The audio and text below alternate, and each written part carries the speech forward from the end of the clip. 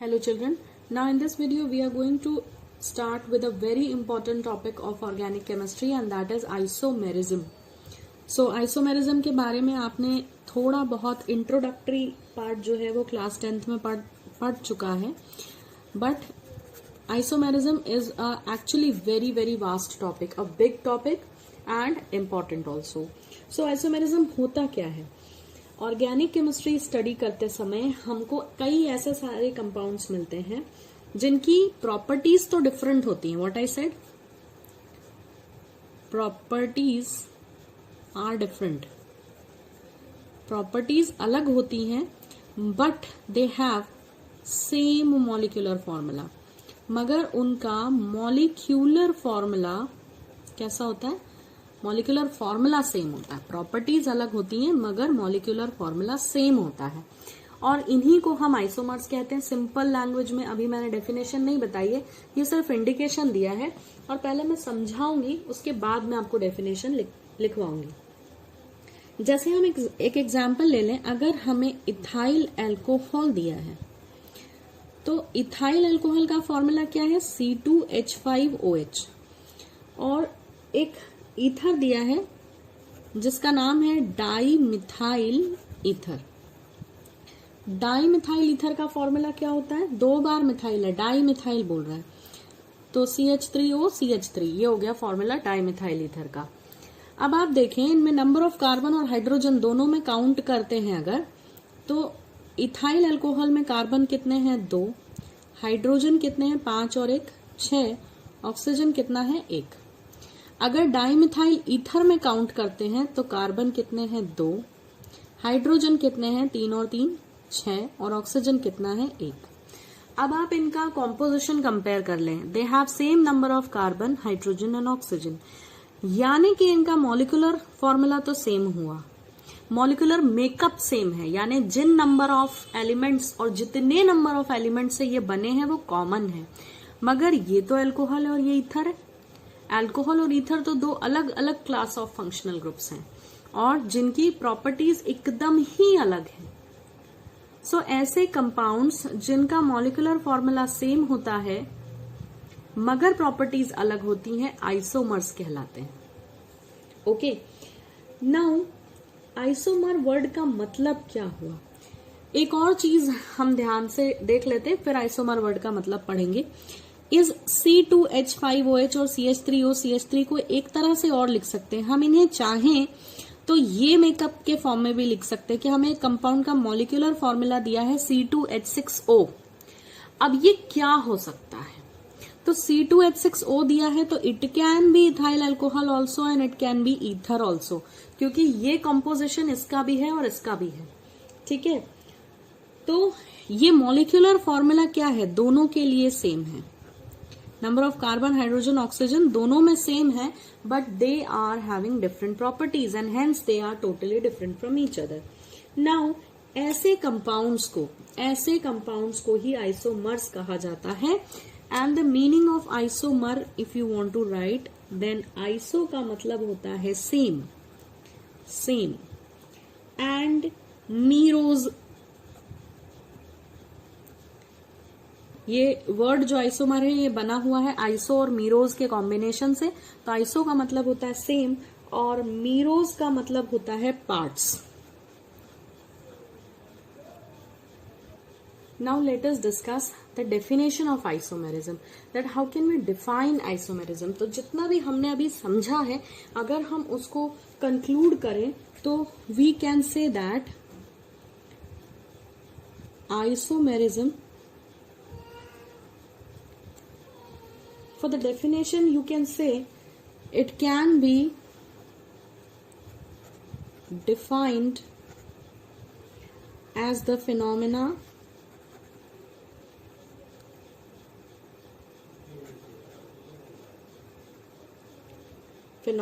by virtue of which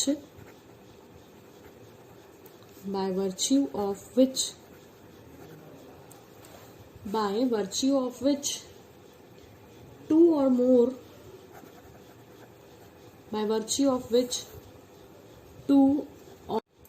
or more compounds having same molecular formula, मतलब molecular formula same होता है जैसा आपने पढ़ा, can be assigned, having same molecular formula can be assigned different molecular structures.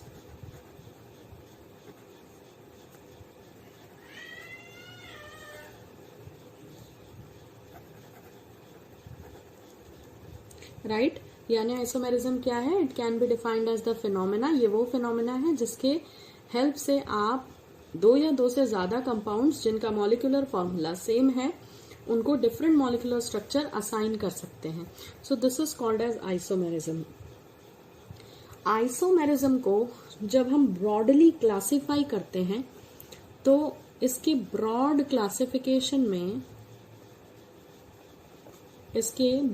Classification में ये दो तरह का है। It is of two types. पहला है स्ट्रक्चरल आइसोमेरिज्म, यानी जब स्ट्रक्चर में डिफरेंस हो तो स्ट्रक्चरल आइसोमेरिज्म होगा। एंड दूसरा है स्टीरियो आइसोमेरिज्म।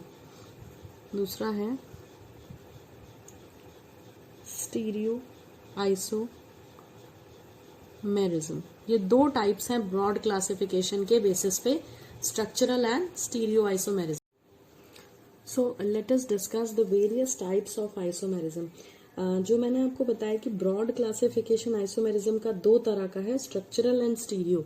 तो स्ट्रक्चरल आइसोमेरिज्म मतलब जब स्ट्रक्चर में कोई डिफरेंस होता है तो उसे स्ट्रक्चरल आइसोमेरिज्म कहते हैं, जबकि अगर स्पेस में ओरिएंटेशन अलग हो तो उसे स्टीरियो आइसोमेरिज्म कहते हैं। Now if we see the detailed classification of isomerism, इन दोनों टाइप्स के भी फर्दर और टाइप्स हैं। So as I said, isomerism is of two types, और ये दो टाइप्स जो मैंने आपको पहले बताए उसमें से था स्ट्रक्चरल और दूसरा था स्टीरियो। अब इन दोनों के स्ट्रक्चरल और स्टीरियो आइसोमेरिज्म, ये तो आइसोमेरिज्म के ब्रॉड क्लासिफिकेशन में दो टाइप्स हैं, स्ट्रक्चरल और स्टीरियो आइसोमेरिज्म। अगर इनका सब क्लासिफिकेशन देखा जाए तो स्ट्रक्चरल आइसोमेरिज्म फर्दर 6 तरह का होता है। ठीक है, further it is of 6 types. So under structural isomerism the first is chain isomerism. जो सिंपल आइसोमेरिज्म आपने क्लास 10th में पढ़ा है वो चेन आइसोमेरिज्म ही था। Then comes position isomerism. The third type is functional group isomerism. Then fourth type is metamerism.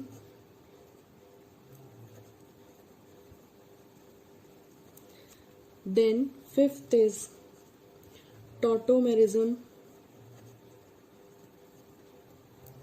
And the last and the sixth type is ring chain isomerism.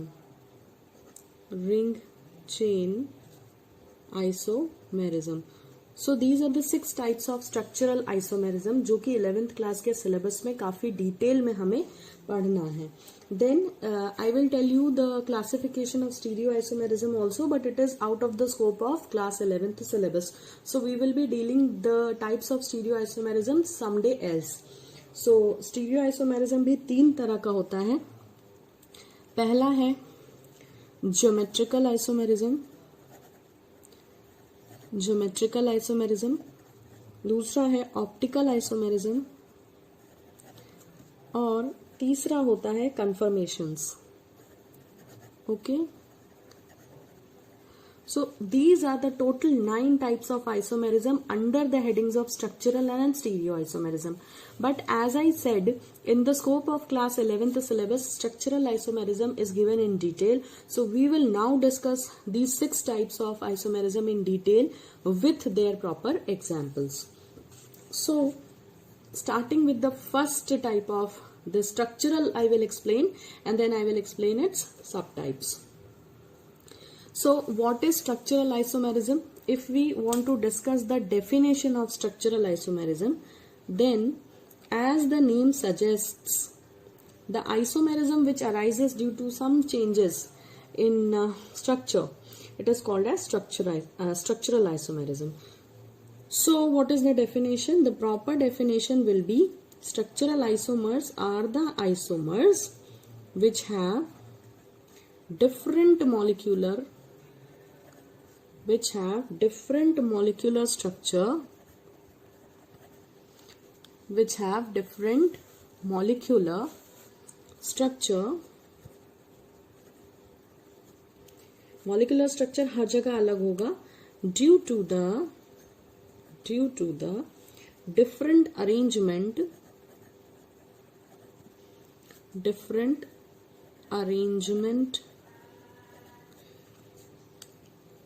of atoms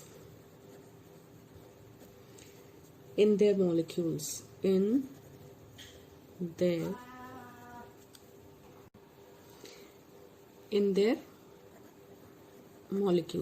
So definition क्या बोल रही है? Definition says that ये वो isomers हैं जिनका molecular structure अलग है. क्यों अलग है? क्योंकि आपने जो atoms रखे हैं उनका arrangement बदल दिया है. तो बेसिकली इसको फर्दर हमने 6 तरह से सब डिवाइड किया था चेन आइसोमेरिज्म कि अरेंजमेंट ऑफ एटम डिफरेंट करने के तरीके क्या क्या है. तो आप चेन चेंज कर सकते हैं, पोजीशन चेंज कर सकते हैं, देन आप फंक्शनल ग्रुप चेंज करके आइसोमेरिज्म जनरेट कर सकते हैं. So let us discuss the types one by one and then you will understand it properly. So structural isomerism का जो पहला टाइप है वो है चेन आइसोमेरिज्म. सो स्ट्रक्चरल के अंदर चेन आइसोमेरिज्म ही आपने 10th में पढ़ा था, वहां स्पेसिफिकली नहीं दिया रहता बट ये एक्चुअली ये यही था. So what is chain isomerism? So in this type of isomerism the isomers have different skeleton of carbon chain. So this is the simple definition we can write in this type of isomerism. The isomers have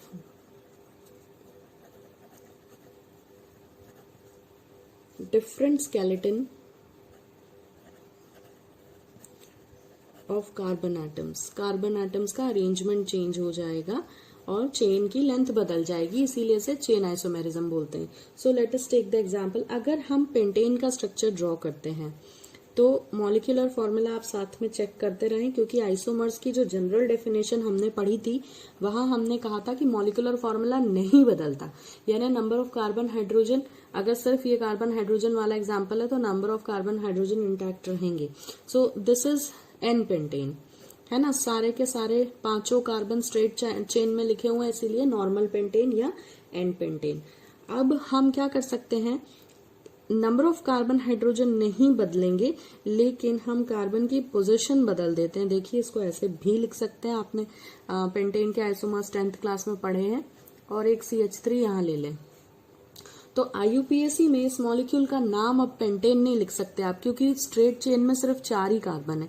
तो इसका नाम क्या लिखा जाएगा? 2 methyl, क्योंकि second carbon पे ये methyl group as a substituent present है. तो इसका नाम हो जाएगा 2 मिथाइल ब्यूटेन. राइट. तो आप ध्यान दें, इनके नंबर ऑफ कार्बन हाइड्रोजन आप गिन लें, दोनों में ही 5 कार्बन है और 12 हाइड्रोजन है, लेकिन इनको नाम IUPAC में अलग अलग हो गया है. और ऐसा क्यों हुआ? क्योंकि आपने क्या किया, स्केलेटन जो है कार्बन चेन का वो अलग है. यहाँ 5 कार्बन स्ट्रेट चेन में थे, यहाँ पर आपने पैटर्न ऑफ राइटिंग चेंज कर दिया. So this is called as chain isomerism. ऐसे ही आप ब्यूटेन के एग्जाम्पल बना सकते हैं. ठीक है. So this is what is the example. आप कोई भी एग्जाम्पल ले सकते हैं, मैंने पेंटेन का लिया. Now second type of structural isomerism is position isomerism. Now what is this position isomerism? So first of all we will discuss the definition. In this type of isomerism, इस तरह के isomerism में क्या होता है, just see, in this type of isomerism the isomers have different positions of functional group, यानी functional group की position बदल जाती है. राइट. और फंक्शनल ग्रुप अगर ना हो तो मल्टीपल बॉन्ड्स। मल्टीपल बॉन्ड मतलब डबल और ट्रिपल बॉन्ड की पोजीशन बदल जाएगी, यानी पोजीशन किसकी चेंज हो रही है, फंक्शनल ग्रुप की या मल्टीपल बॉन्ड की। नाउ लेट अस सी सम एग्जांपल्स। एक एग्जांपल फंक्शनल ग्रुप के रिस्पेक्ट में और एक मल्टीपल बॉन्ड के रिस्पेक्ट में देख लेते हैं। यानी ये आइसोमेरिज्म फंक्शनल ग्रुप या मल्टीपल बॉन्ड की पोजीशन बदल जाने के कारण जनरेट होता है। सो एग्जांपल्स आर,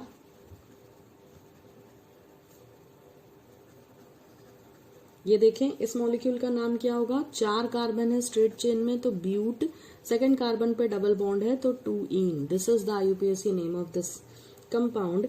अब अगर हम जो है कार्बन और हाइड्रोजन का नंबर ना चेंज करते हुए ही इसको कुछ इस तरह लिखें, CH3 CH2 CH double bond CH2, तो अभी भी नंबर ऑफ कार्बन और हाइड्रोजन सेम है, आप काउंट कर सकते हैं।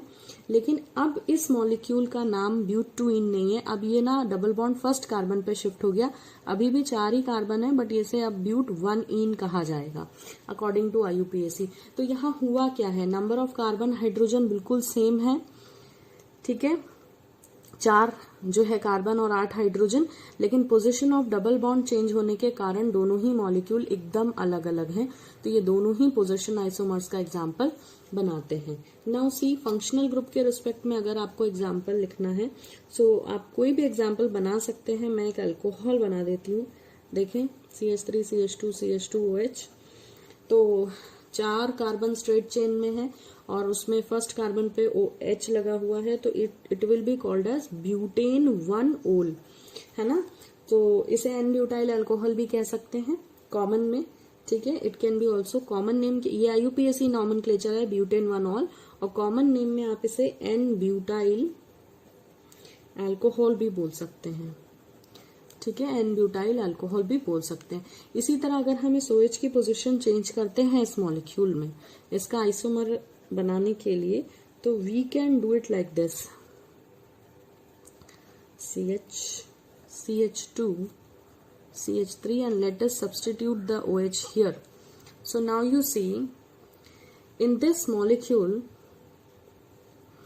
the name would be butane 2-ol। क्यों? क्योंकि जो आपका फंक्शनल ग्रुप है वो सेकेंड कार्बन पे शिफ्ट हो गया है, एंड कॉमन नेम में इसे सेकेंडरी ब्यूटाइल अल्कोहल बोल सकते हैं। सो बेसिकली आपको दिख रहा होगा कि we are not changing the number of carbon and hydrogen but the name is changing, IUPAC name is changing. So ये दोनों पोजीशन आइसोमर का एग्जांपल है with respect to multiple bond, और ये दोनों पोजीशन आइसोमर का एग्जांपल है with respect to functional group. Now we will see the third type of structural isomerism, that is functional isomerism. So just see the third type is functional isomerism. So first of all we will discuss the definition of functional isomerism कि according to definition ये क्या होते हैं। तो in this type of isomerism, in this type of isomerism the isomers have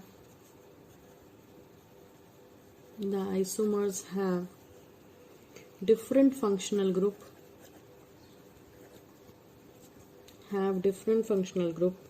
and thus belong to different families। यानी कि बहुत interesting बात है यहाँ पर कि आपका मॉलिक्यूलर फॉर्मूला नहीं बदलेगा, number of carbon hydrogen change नहीं होंगे, और दो same number of carbon hydrogen, या अगर आप ऑक्सीजन इन्वॉल्व करते हैं एग्जाम्पल में तो आप ऐसा एग्जाम्पल लिख पाएंगे कि फंक्शनल ग्रुप जो है अलग होगा लेकिन फिर भी मॉलिक्यूलर फॉर्मूला सेम होगा। अब आप देखें, हम एक एग्जाम्पल बताते हैं कि CH3 C double bond O, अब ये C डबल बॉन्ड O के साथ जुड़ा है CH2 और ये रहा CH3, and one more example with the same number of carbon and hydrogen, if I write then it can be like this, COO and this is H।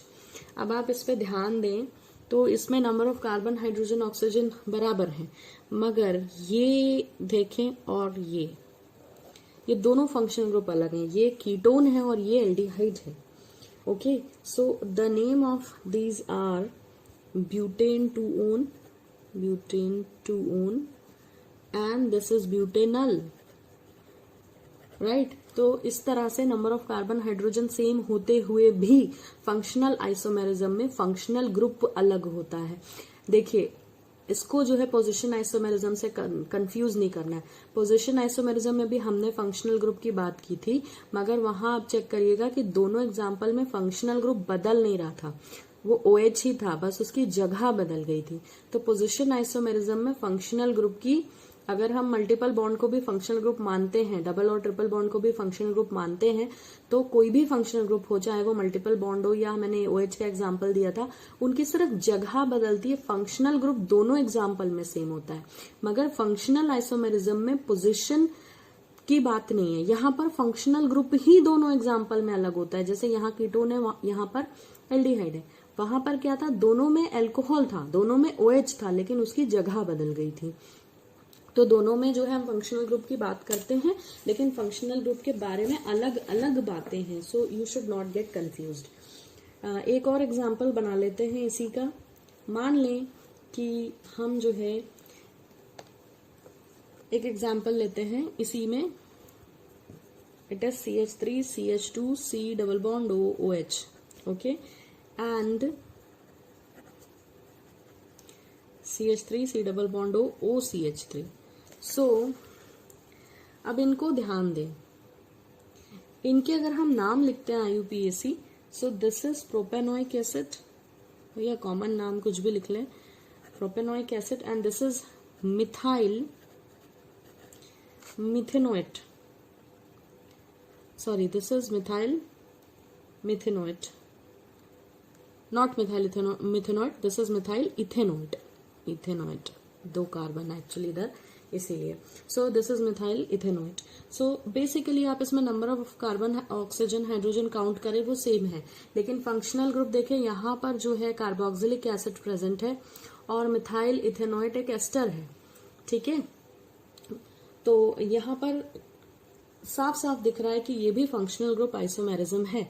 ये general formula check कर लें, carboxylic acid का RCOH होता है, यहाँ COH group present है, और ester में होता है RCOOR, तो यहाँ पर ये COOR ग्रुप प्रेजेंट है, राइट। तो इनके फंक्शनल ग्रुप इस तरह से अलग हो जाते हैं। सो ये था functional group.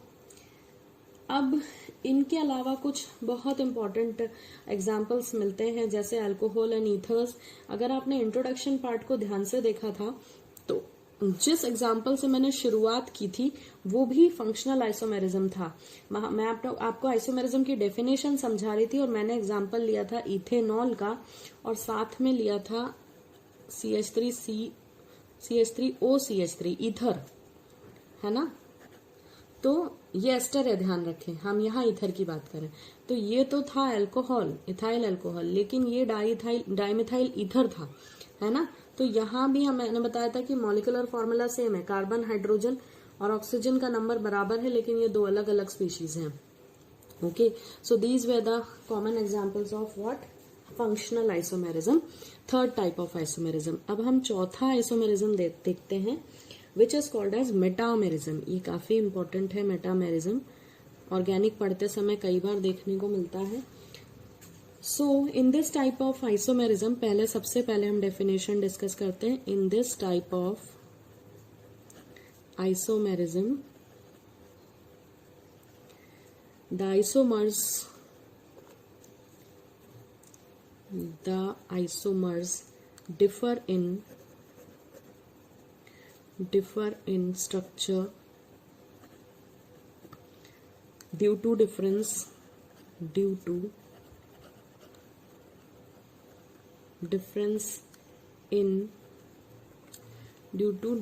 in distribution of carbon atoms about the functional group। अब ये एक बहुत इंटरेस्टिंग चीज है, मेटामर्स क्या होते हैं। इसमें मैं आपको पहले एग्जाम्पल बताऊंगी, फिर डेफिनेशन समझाऊंगी, तो बहुत आसानी से आपको समझ आ जाएगा। आप ध्यान दें, मैंने एक एग्जाम्पल लिया है CH3CH2O, ठीक है, और यहाँ पर भी CH2CH3 ROR ईथर है ये एक, ठीक है, और इसका नाम होगा इथॉक्सी इथेन, ठीक है।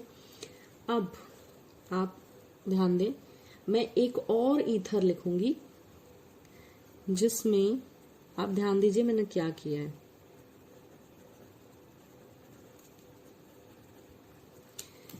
सिंपल सी चीज है नोट करने लायक कि यहां पर मैंने ऑक्सीजन को दोनों तरफ इथाइल ग्रुप के बीच में लिखा था, और यहां पर मैंने ऑक्सीजन को इस तरफ शिफ्ट कर दिया, और अब यहां मिथाइल हो गया, और इधर जो है आपका प्रोपाइल ग्रुप है।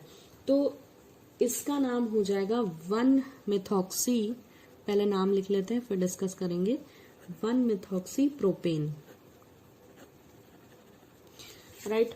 अब इन दोनों को अगर आप गौर से देखें तो इसमें सिर्फ फंक्शनल ग्रुप जो है उसकी पोजीशन बदल गई है, या ऐसा कह सकते हैं फंक्शनल ग्रुप की पोजीशन बदलने के एक्चुअली क्या हुआ है कि इस फंक्शनल ग्रुप में इधर 2 कार्बन थे, इधर भी 2 कार्बन थे, मगर इसकी जगह चेंज करते से ही इधर कार्बन का नंबर 1 और इधर 3 हो गया है।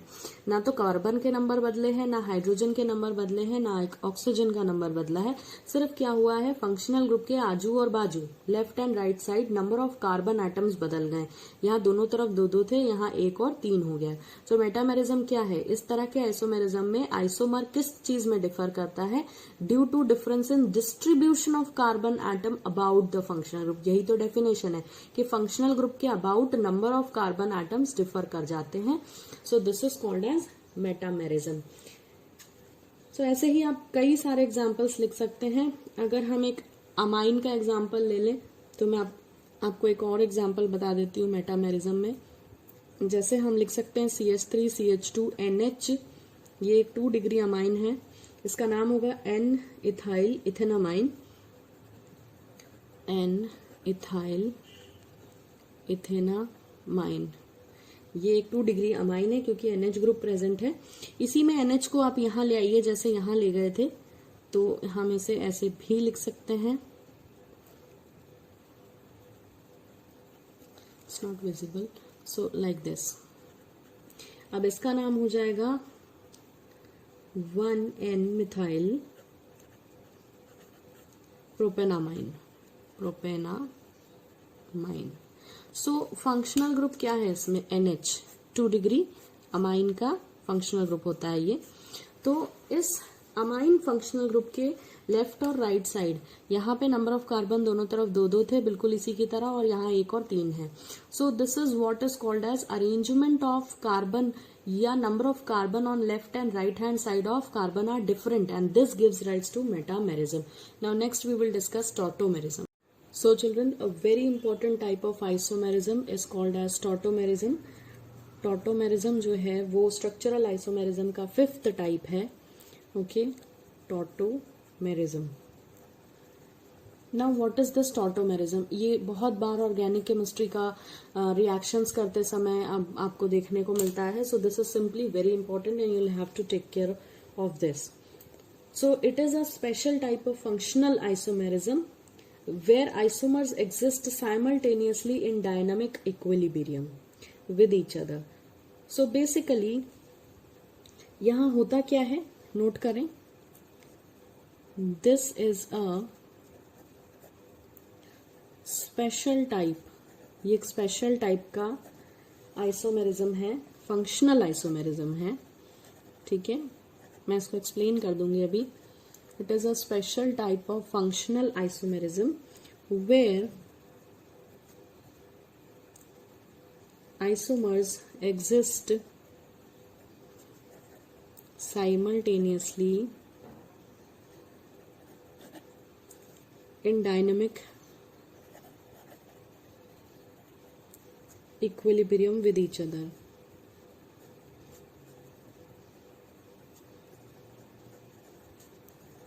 With each other. ये तो हुई डेफिनेशन। इसके अलावा ये जो आइसोमर्स होते हैं, जो टॉटोमर्स होते हैं, these isomers are present in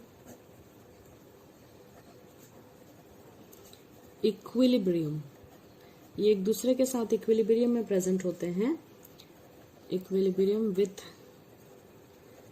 each other and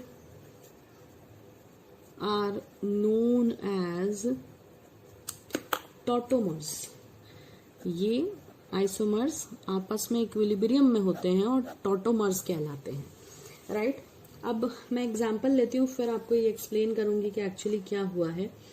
देखें यहाँ पर सपोजिंगली हमारे पास ये एग्जांपल है CH3 C double bond O, CH2 C double bond O, CH3। अब क्योंकि इसमें functional group C double bond O है तो ये टॉटोमर कीटो फॉर्म भी कहलाता है क्योंकि कीटोनिक फंक्शनल ग्रुप है। अब आप ध्यान दें, इसमें होने क्या वाला है, इसी मॉलिक्यूल में, टॉटोमेरिज्म में जो मॉलिक्यूल होता है उसी के अंदर मॉलिक्यूल में ही रीअरेंजमेंट होता है। रीअरेंजमेंट में होता क्या है, हाइड्रोजन का ट्रांसफर या आप कह सकते हैं प्रोटॉन का ट्रांसफर होता है। तो मैं इस मॉलिक्यूल को क्या कर सकती हूँ, यहां से एक हाइड्रोजन ट्रांसफर अगर कर दूं ऑक्सीजन के पास, ठीक है, तो हम इसे और कैसे लिख सकते हैं, देखें CH3CO, ये डबल बॉन्ड टूट जाएगा क्योंकि कार्बन किसी भी कंडीशन में 5 बॉन्ड तो बना नहीं सकता, और हाइड्रोजन भी यहां जब जाएगा तो ऑक्सीजन से एक बॉन्ड बनाएगा। सो यहां से सिंगल बॉन्ड हो जाएगा ये, और CH, देन यहां डबल बॉन्ड आ रहा है। क्यों डबल बॉन्ड आया, देखें पहले यहां पर डबल बॉन्ड था, ये डबल बॉन्ड था। अब क्या हुआ, जब आप हाइड्रोजन यहां शिफ्ट करोगे तो ये जो है डबल बॉन्ड यहां शिफ्ट हो जाएगा। तो इसी तरह, इसीलिए मैंने बोला कार्बन 5 बॉन्ड नहीं बना सकता, क्योंकि अगर आप यहां भी डबल बॉन्ड रखते हो तो 5 बॉन्ड हो जाते हैं, ठीक है। तो इसीलिए ये बॉन्ड यहां शिफ्ट हो गया है, ये डबल बॉन्ड कहाँ शिफ्ट हो गया, यहाँ। तो अब देखो ये H यहां पहुंच गया, यहां बचा CH, बाकी सब एज इट इज। सो इन दोनों मॉलिक्यूल्स को जो है कंपेयर करें तो यहां पर सिर्फ हुआ क्या, प्रोटॉन का शिफ्ट हुआ है। एंड इस फॉर्म में जहां OH होता है इसे इनॉल फॉर्म कहते हैं। तो कीटो इनॉल फॉर्म बनते हैं टॉटोमेरिज्म में। एक जो कीटोनिक फंक्शनल ग्रुप है उस पर क्या शिफ्ट हो जाता है, प्रोटॉन शिफ्ट हो जाता है। और इन टॉटोमर्स को आप आसानी से सेपरेट नहीं कर सकते क्योंकि इनके बीच में आपने इक्विलिब्रियम का साइन लगाया होता है। इक्विलिब्रियम का साइन मतलब ये होता है कि ये आपस में कन्वर्ट होते रहेंगे कंटिन्यू, ये कहीं एक जगह रुकेंगे नहीं, यानी ये ऐसा बन के नहीं रहेगा और ये ऐसा बन के भी नहीं रहेगा। ये है तो इसमें कन्वर्ट होता रहेगा, ये आपस में इंटर कन्वर्टिबल है और ये कन्वर्जन चलता ही रहता है for the sake of stability. Okay, अब आप इसमें और भी एग्जांपल्स देख सकते हैं। जैसे अगर मैं एक एग्जांपल ले लूं विनाइल एल्कोहल का, this is the example of alcohol, this is vinyl alcohol. इस विनाइल एल्कोहल को ध्यान से अगर देखते हैं तो इसमें हम क्या कर सकते हैं कि यहां पर हाइड्रोजन जो प्रेजेंट है, ठीक है, इस मॉलिक्यूल में से इस हाइड्रोजन को अगर हम इस कार्बन पर शिफ्ट कर दें तो देखें क्या बन जाएगा, CH3C, ये वाले C पर ऑक्सीजन डबली बॉन्डेड हो जाएगा और OH, यानी विनाइल अल्कोहल बिना number of carbon hydrogen oxygen change किए हुए विनाइल अल्कोहल से आप एसिटाल्डिहाइड बना सकते हैं। They are also called as tautomers. Okay, ऐसे ही कई और एग्जाम्पल्स पॉसिबल हैं। सिंपली जैसे एक और एग्जाम्पल ले लेते हैं जिससे ज्यादा अच्छे से आपको ये क्लियर हो।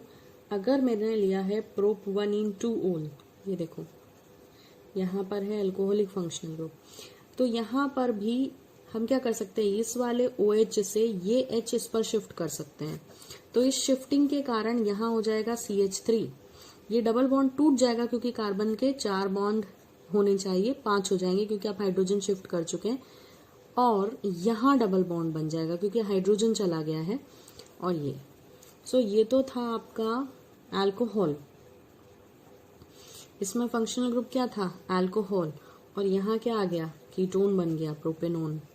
सो they are also the example of tautomers. So tautomers क्या होते हैं, हमने डेफिनेशन लिखी थी कि स्पेशल तरह का फंक्शनल आइसोमेरिज्म है। फंक्शनल आइसोमेरिज्म क्यों, क्योंकि फंक्शनल ग्रुप के बारे में है, चेंजेस आ रहे हैं, प्रोटॉन शिफ्ट करने के कारण फंक्शनल ग्रुप चेंज हो जा रहा है। सो आप इसको कह सकते हैं फंक्शनल आइसोमेरिज्म का स्पेशल टाइप है, जहां पर आइसोमर्स एग्जिस्ट करते हैं साइमल्टेनियसली, एक साथ इन दोनों फॉर्म में एग्जिस्ट करेगा, क्योंकि इक्विलिब्रियम है। आप ऐसा नहीं बोल सकते कि सिर्फ ये है या सिर्फ ये है, they are in dynamic equilibrium. The equilibrium means कि ये दोनों ही आपस में इंटर कन्वर्टिबल है और दोनों एग्जिस्ट करते हैं। सो ये आइसोमेरिज्म इक्विलिब्रियम में है, ये आइसोमर्स इक्विलिब्रियम में एक दूसरे के साथ, और जो है इन्हें हम टॉटोमर्स कहते हैं, और ये फिनोमेना टॉटोमेरिज्म कहलाती है। So the last type of isomerism, sixth type of structural isomerism is ring chain isomerism. So first of all we will discuss the definition. So what happens in this type of isomerism, one isomer possesses an open chain structure, एक isomer का open chain structure होता है, while the other, जबकि जो दूसरा है